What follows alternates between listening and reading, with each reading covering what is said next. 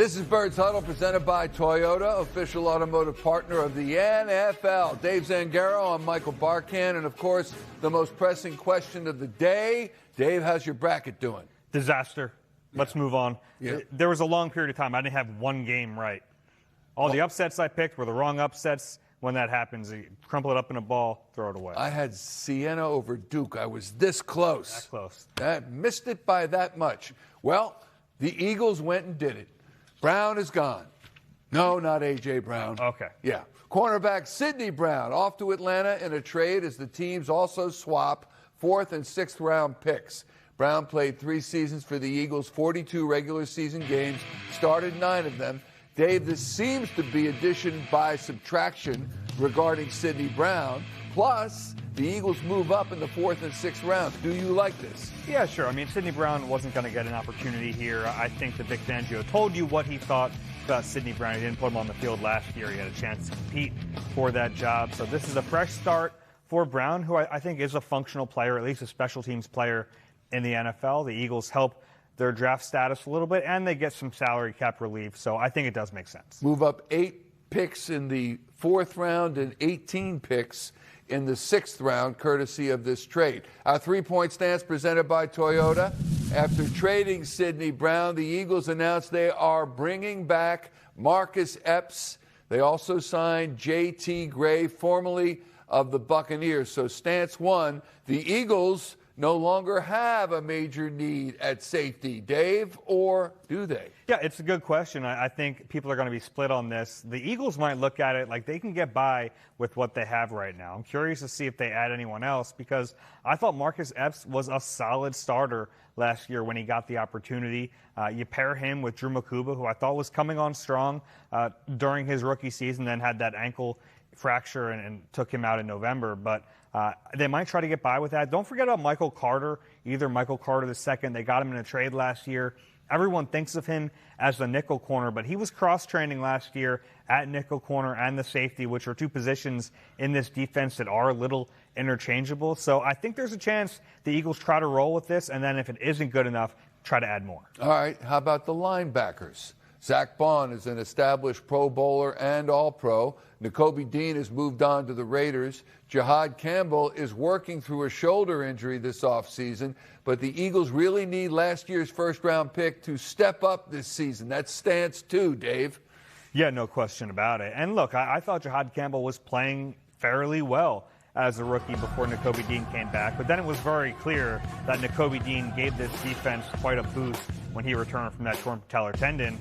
Then again, we all knew the writing was on the wall. Once they paid Zach Bond, drafted Jihad Campbell, there were not more resources to go to Nakobe Dean. So he leaves in free agency. I think everyone kind of expected that, Nakobe included, the team included. So now it's Jihad Campbell's time. And look, he was a player a year ago that we didn't think was going to be in the Eagles' range when they were sitting there at 32. They were able to move up 1 spot to the 31st pick, take him out of Alabama. I mean, he is an excellent player coming out of college a year ago, and nothing I saw last year has moved me off of that. I still think he has a very bright future. Now, it's going to take some reps. That's a position sometimes where it takes time just to get those instincts down to where they need to be. But his coverage ability, his athleticism is all next level. Pairing him with Zach Bond, I think really does have the potential to be really fun. So just to review last year, he gets taken as the Eagles' top pick. He's from South Jersey. Everyone's excited. We all have the view of him as you just expressed. And then Nakobe Dean goes down, moreover, and Campbell goes in, takes over. And some thought, well, this is his position now. He's going to claim it. And Nakobe Dean came back and retook that starter spot. What happened there? Yeah, well, remember, Nakobe was out for the start of the season. Yeah. He tore his patellar tendon in the playoff game. So Jihad Campbell got some run as a starter. I thought he played fine. Like there was nothing I saw last year that led me to believe he was going to be some sort of a bust in the NFL. But Nakobe was better. I mean, Nakobe Dean came back and played at a higher level in 2025 than we saw when he was healthy in 2024. I didn't expect that. I don't think a lot of people did. That's a credit to Dean, and he brought something to that defense I think they're going to miss. Don't get me wrong. I think they're going to miss Nakobe Dean. There's no way around it. He's an excellent run defender. His instincts are next level, and I think he freed up Zach Bond to be the player we've all seen Zach Bond be the last couple of years. But look, you invested in this kid, Jihad Campbell. He's still really, really young, still really, really athletic. You have to see this through with him. All right, on to stance 3. A look at the defensive line. The tackles are a strength. Jalen Carter, Jordan Davis, Moro Ojomo. But stance 3, the Eagles still need help, Dave, at rushing the passer. Yeah, they do. I mean, you look at what they have right now. It's Jalix Hunt, it's Nolan Smith, Arnold Ebiketie, and then there's really not much else there. Maybe Brandon Graham comes back and can help you out a little bit, but they were planning on re-signing Jalen Phillips. They wanted to re-sign Jalen Phillips. They made a push to do so, and then you got $30 million a year, and they said, well, good luck, Jalen. We wish you all the best. We're not going to do that. So bringing in Ebiketie, I think, is a nice signing, but I don't know if you can just rely on the 3 you have right now, especially because Nolan Smith has dealt with that injury the last couple of years, and you just don't know what you're going to get from him. And they don't really have that one body type, that big defensive end. Jalen Phillips filled that last year. A couple of years ago, it was Josh Sweat in this defense. That is missing right now. And I don't know exactly how they're going to figure out who's going to take that role, but I think that it is a spot where they're going to continue to look to add. I don't know if it's going to be that home run swinging like a Max Crosby, but we know they've kept an eye on Jonathan Grenard in Minnesota. I think it's very likely that they're going to draft a defensive end or an edge rusher fairly high in the draft too. How much do you think that will placate our fears that the draft will come to the rescue? Well, they've drafted really well, and they have 4 picks in the top 100. So with Howie's track record in the last 5 years or so, I think he's going to have to continue to do this, right? And now there is going to have to be a switch at some point to drafting more offensive players. That is the construction of this roster. They're so heavy in terms of money on offense and not on defense, but we've already seen them pay Jordan Davis. They're going to pay Jalen Carter. Next year's Quinyon Mitchell and Cooper DeJean. So all these big contracts are going to start happening on defense. Now they're going to have to start drafting cheaper players on offense. Is the crux of this, at least for 2026, the depth? When you look at their offense and all the starters, almost all the starters are returning. The defense seems to be strong. They just re-signed Epps, etc. They've got Jihad Campbell, but the depth is an issue, is it not? Yeah, I think, and whenever we're talking about a Super Bowl contender, and I think the Eagles view themselves in that light, once you have the starters in place, you start looking at depth. And you can question some of the starters here. We're looking at safety. If you don't think that's enough at safety, I don't think you're alone. I mean, it's a gamble to move off of a Reed Blankenship and then to plug and play either a Marcus Epps or a Michael Carter or maybe a draft pick. There's risk in that, but what we've seen over the last few years is you're not going to be able to have Pro Bowlers at every position. It's about having your core guys and then trying to fill the pieces in around them. All right, let's take a peek at the playbook now. NFL draft analyst Ryan Fowler joins the program as we continue. Could the Eagles be thinking wide receiver in the first round of the draft? The Eagles have a 23rd pick in this year's NFL draft. Here are the last 5 years of first-round selections they have made. Heavy on defense in Georgia Bulldogs. They have not selected an offensive player in the first round since Devontae Smith back in 2021. Could they go offense this time around? For more insight, we welcome NFL draft analyst Ryan Fowler. Ryan, great to see you again. The combine is complete. Pro days are ongoing across the country. Has any prospect risen up draft boards in the last few weeks? Yeah, guys, I would say it's 2 players, and they're both on the offensive side of the ball. Really, first off, it starts with those Georgia Bulldogs, and it starts out with tight end Oscar Delp that spent some time behind Brock Bowers down there in Athens. Pro day just a few days ago down there for him. He's a really explosive piece.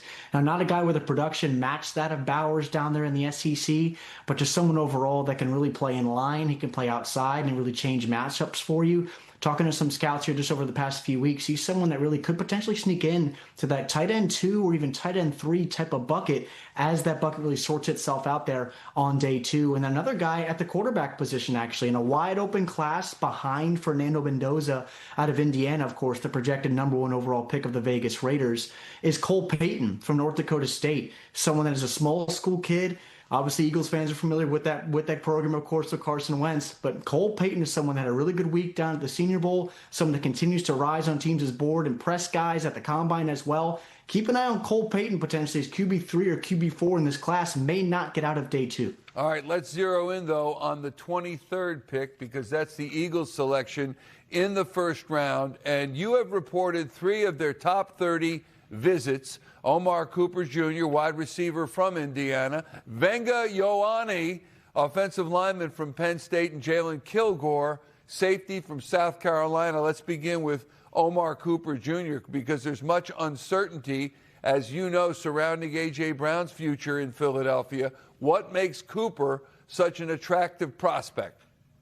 Yeah, first things first with Omar Cooper, he's really one of the toughest receivers in this class. You know, teams love when guys play big. They don't like it when the guys play small. You know, at 6 foot flat, he plays like he's 6'3". Shows up in big time moments. You know, Trippett, look at that Happy Valley catch that he made at Penn State, toe tap in the end line. Shows up in those big time moments. He is excellent after the catch. And I think he's someone potentially in Philadelphia, whether A.J. Brown is in town or not. He could be a high-level wide receiver 2 or an elite-level wide receiver 3, allowing Hollywood Brown to be that vertical threat as a wide receiver 4. Omar Cooper Jr., usually with skill players, you don't talk a lot of the time as far as high floor type of skill sets, but he's a player right away that I think is going to have a high floor considering what his ability to do at all 3 levels, create after the catch, and it will also expand your ground game because of his ability to take it the distance on designated touches. Well, Ryan, we know the Eagles love to build their teams along the line of scrimmage, and there's some uncertainty looking ahead to the coming years. Lane Johnson, Landon Dickerson both reportedly consider retirement this offseason. You have Venga Ioane visiting the Eagles. What would make him a fit in this offense? He's just a flat-out bully, guys. You know, if you were to ask me 3 guys in this draft class I would predict to be Pro Bowlers right away, it'd be Caleb Downs, Ohio State, Jeremiah Love, the running back from Notre Dame, and then Venga Ioane from Penn State. I think he's someone that could have a Quentin Nelson type of impact along any offensive line that he enters, let alone what the Eagles have been known to be the last 5 to 7, 10 years and their ability to win the trenches when all the attention is always on skill players on the outside. His ability, whether you want to run gap, you want to run power, outside zone. I mean, the guy lined up at even tight end this year at fullback. He is a bully along the interior of an offensive line, and I think he's someone that's going to raise the level of any ground game. And then sitting back in pass pro, where he did not allow a single sack this year and over 300 pass pro snaps for the Nittany Lions. He's simply outstanding. And that is a prerequisite in Philadelphia for playing O-line. You got to be a little bit of a bully, if not a lot of bit of a bully. How about Jalen Kilgore? He's another name you have confirmed to visit the Eagles. Safety out of South Carolina. Cydney Brown, as you know, was just traded to Atlanta. The Eagles saw Reed Blankenship leave in free agency. Safety is certainly a need, but the Eagles have never selected a safety in the first round in the modern era. Why could Jalen Kilgore change that, Ryan? Yeah, I think there's a couple players each draft. When you turn on the tape of certain guys, it really just you enjoy watching. And the guys that make you want to put on a helmet yourself and strap up and go play ball. That's Jalen Kilgore for me as one of the guys in this class. The ball production really pops off the tape. 8 interceptions in 3 years. SEC experience. He can play nickel. He can play in the box. And that's really where I think he's going to make his living at the NFL level, is that intelligent type of violence, enforcer type of role that's not afraid to fly downhill and hit, and also can flip and run on the back end of a defense. So, again, I mentioned the ball production, but then also be able to come downhill and play, erase tight ends up the seam, buzz out to running backs as well. Jalen Kilgore, very physical, very versatile player that would only complement the young pieces the Eagles already have within their secondary. Ryan, we know the Eagles have a history of taking advantage when some guys start to fall to them in the draft. Jahad Campbell last year, Quinyon Mitchell, Nolan Smith, even Jalen Carter previously. Is there another name at safety the Eagles should keep an eye on if they start to slip down that board? Yeah, I think one guy that will go on night 1, but I will think will be there at 23. Really, the third safety in this class I expect off the board on night 1, following Caleb Downs and Dylan Thieneman from Oregon, is Emmanuel McNeil Warren, 6'2", 200 pounds from Toledo. I know Eagles fans out there are familiar with that program. Of course, is where they got Quinyon Mitchell just a few years ago. Emmanuel McNeil Warren is a guy that's been tracked at over 22 miles an hour in their GPS technology for Toledo this year, and is a guy that can flat out run. However, he is someone that really is going to live in the box as a tight end eraser up the seam and play 5 to 10 yards off the line of scrimmage. If you're looking for a player to play single high or split field safety looks with a body type like that in the NFL, you look at Kyle Hamilton, you look at Derwin James. But I don't think that Emmanuel McNeil Warren is going to be asked to do that. However, if the Eagles, that's not their flavor at 23, day two guys the Eagles have shown interest in this pre-draft process. One is Bud Clark from TCU, one of the premier ball hawks in this class, and then also A.J. Halsey from LSU. Both of those players likely to come off the board in the second to third round. Draft analyst for NBC Sports Philadelphia, Ryan Fowler, we thank you as always, and we'll talk to you as we approach the draft next April. Thanks so much.